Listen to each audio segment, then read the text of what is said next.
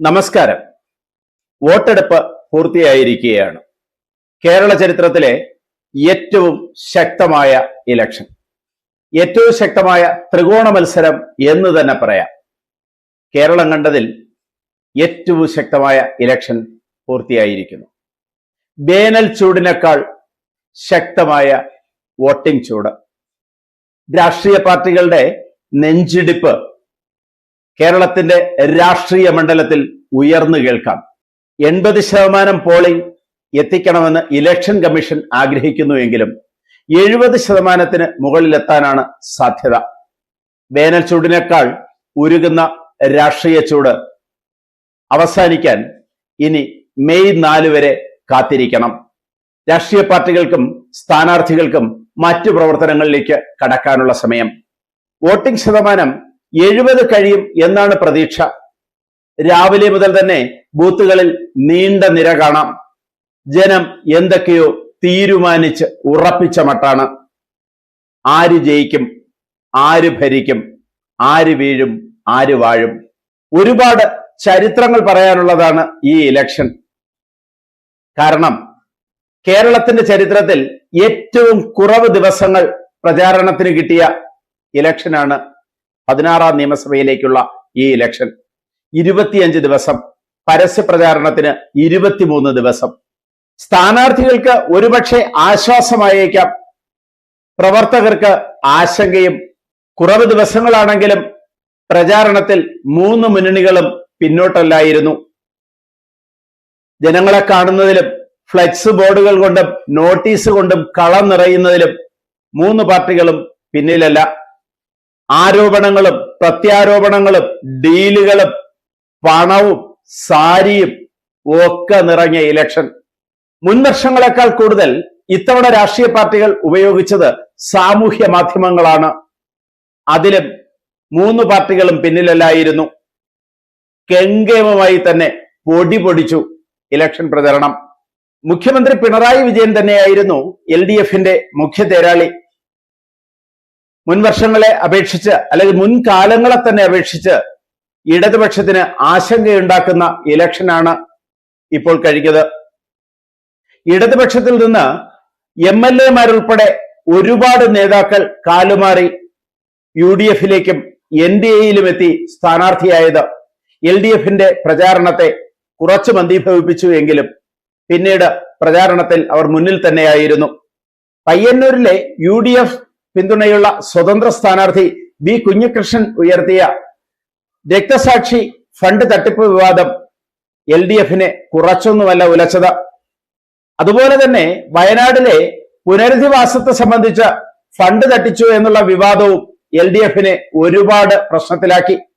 എന്നാലും CPM-ന്റെ തനത് ശൈലിയിലുള്ള സ്വതവേയുള്ള ചെറുത്തുനിൽപ്പുകൾ ഒരു പരിധിവരെ ഫലം കണ്ടോ എന്നറിയണം.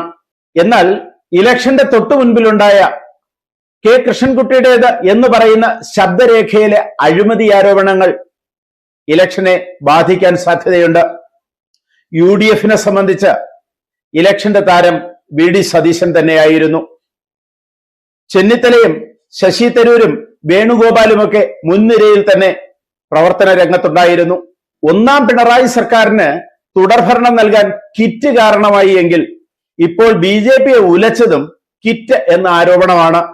ഒപ്പം വോട്ടിന് നോട്ട് എന്ന ആരോപണവും. പാലക്കാട് BJP-യുടെ സാധ്യതകളെ ഒരല്പം പിറകിലോട്ട് വലിപ്പിക്കുന്നതായിരുന്നു ഈ 2 ആരോപണങ്ങളും. ഡീൽ ആരോപണങ്ങൾ പരസ്പരം കുത്താൻ 3 പാർട്ടികളും നന്നായി ഉപയോഗിച്ചു.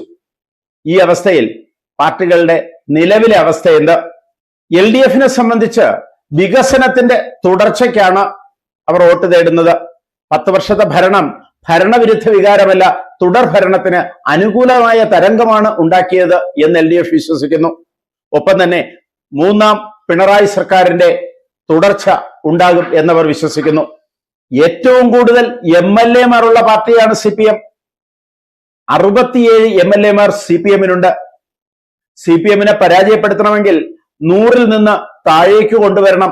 70-ലും താഴെ 30ഓളം സീറ്റുകൾ LDF-നെ പരാജയപ്പെടുത്തിയാൽ മാത്രമേ അവരെ ഭരണത്തിൽ നിന്ന് പുറത്താക്കാൻ കഴിയൂ. അത് അസാധ്യം എന്ന് തന്നെ LDF വിശ്വസിക്കുന്നു. അതുകൊണ്ട് തന്നെ തുടർഭരണം LDF പ്രതീക്ഷിക്കുന്നു. അതിന് കാരണം മറ്റൊന്നുമല്ല, ഇന്ത്യയിൽ കേരളത്തിൽ മാത്രമാണ് ഇടതുപക്ഷത്തിന്റെ ഭരണം നിലനിൽക്കുന്നത്. ഇടതുപക്ഷത്തിന്റെ സാന്നിധ്യം ഉണ്ടാകാൻ കേരളത്തിൽ തുടർഭരണം അവർക്ക് അത്യാവശ്യമാണ്. കേരളത്തിൽ കൂടി ഭരണം നഷ്ടപ്പെട്ടാൽ ഇടതുപക്ഷത്തിന്റെ സാന്നിധ്യം ഇന്ത്യയിൽ തന്നെ ഇല്ലാതാകുന്നതിന് തുല്യമാകും. അതുകൊണ്ട് തീർച്ചയായും തുടർഭരണം അവർ ആഗ്രഹിക്കുന്നു. അത് LDFനെ സംബന്ധിച്ച് അത്യന്താപേക്ഷിതമാണ്.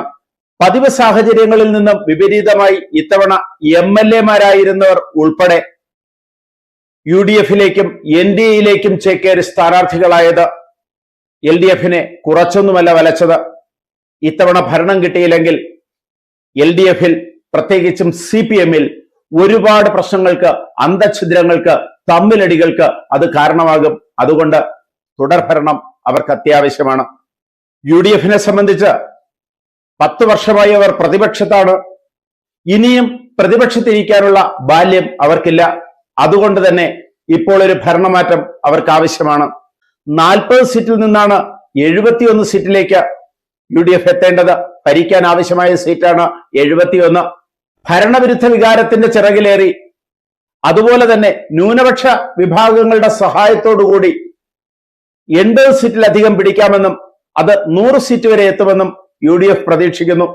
സർക്കാർ വിരുദ്ധ വോട്ടുകൾ മുഴുവൻ കോൺഗ്രസിന് കിട്ടണമെന്നില്ല. കുറച്ച് വോട്ടുകളെങ്കിലും NDAയിലേക്കും പോകാം. അത് NDAയിലേക്ക് പോകാതെ സമാഹരിക്കാനായാൽ, BJPയിലേക്ക് പോകാതെ അത് നേടാനായാൽ തീർച്ചയായും ഭരണമുണ്ടാകും. ഭരണം UDFന് തന്നെ എന്ന് UDF കേന്ദ്രങ്ങൾ വിശ്വസിക്കുന്നു. ഇത്തവണ ഭരണത്തിലേറാൻ കഴിഞ്ഞില്ലെങ്കിൽ കോൺഗ്രസിനെ സംബന്ധിച്ച് അത് വലിയൊരു തിരിച്ചടിയാണ്. ഘടകകക്ഷികൾ ഭിന്നിച്ചു പോയേക്കാം. ഭാവിയിലൊരു ഇലക്ഷന് നേരിടാനുള്ള കരുത്ത് കോൺഗ്രസിന് ഇല്ലാതായേക്കാം. അതുകൊണ്ട് തന്നെ തീർച്ചയായും ഭരണമാറ്റം അവർ ആഗ്രഹിക്കുന്നു. UDFന്റെ ഭരണം അവർ പ്രതീക്ഷിക്കുന്നു. NDAയെ സംബന്ധിച്ചിടത്തോളം NDAയ്ക്ക് ഇത്തവണ കരുത്ത് തെളിയിക്കാൻ തീർച്ചയായും 10ഓളം സീറ്റുകളെങ്കിലും അവർ പ്രതീക്ഷിക്കുന്നു. അവരെ സംബന്ധിച്ച് അത് ആവശ്യമാണ്. കേരള രാഷ്ട്രീയത്തിൽ BJP നിർണായക ഘടകമാണ് എന്ന് തെളിയിക്കേണ്ടത്, BJPയുടെ ശക്തി തെളിയിക്കേണ്ടത് ഇപ്പോഴത്തെ സംസ്ഥാന നേതൃത്വത്തിന്റെ അത്യാവശ്യമാണ്. ഇത്തവണ സീറ്റുകളൊന്നും NDAയ്ക്ക് ലഭിച്ചില്ല എങ്കിൽ കേരളത്തിന്റെ പുതിയ നേതൃത്വത്തെ ചോദ്യം ചെയ്യപ്പെടും. മാത്രമല്ല, ഭാവിയിൽ ഇത്രയും ആത്മവിശ്വാസത്തോടുകൂടി ഇലക്ഷന് നേരിടുന്നതിനുള്ള സാഹചര്യം NDAയ്ക്ക് ഇല്ലാതെ പോകും. അതുകൊണ്ട് തന്നെ 35 A ക്ലാസ് മണ്ഡലങ്ങൾ അവർ തിരഞ്ഞെടുത്തതിൽ 10 സീറ്റിലെങ്കിലും വിജയിക്കേണ്ടത് അവരുടെ അത്യാവശ്യമായിരിക്കുന്നു. കഴിഞ്ഞ ലോക്സഭാ തിരഞ്ഞെടുപ്പിൽ തൃശൂരിൽ സുരേഷ് ഗോപി വിജയിച്ചതും തിരുവനന്തപുരം കോർപ്പറേഷൻ BJP പിടിച്ചെടുത്തതും BJPയുടെ ആശ്വാസമാണ്, പ്രതീക്ഷയാണ്. ആ പ്രതീക്ഷയിൽ നിന്നാണ് NDAയുടെ BJPയുടെ കണക്കുകൂട്ടലുകൾ. ഇതിലേത് വിജയിക്കുമെന്നറിയാൻ മെയ് 4 വരെ കേരളത്തിന് കാത്തിരിക്കേണ്ടി വരും. അത് വല്ലാത്തൊരു കാലയളവ് തന്നെ. എന്നാലും കാത്തിരിക്കാം. കൂടുതൽ വാർത്തകളും വിശേഷങ്ങളുമായി ഉടൻ. ദയവായി ഈ ചാനൽ സബ്സ്ക്രൈബ് ചെയ്യുക.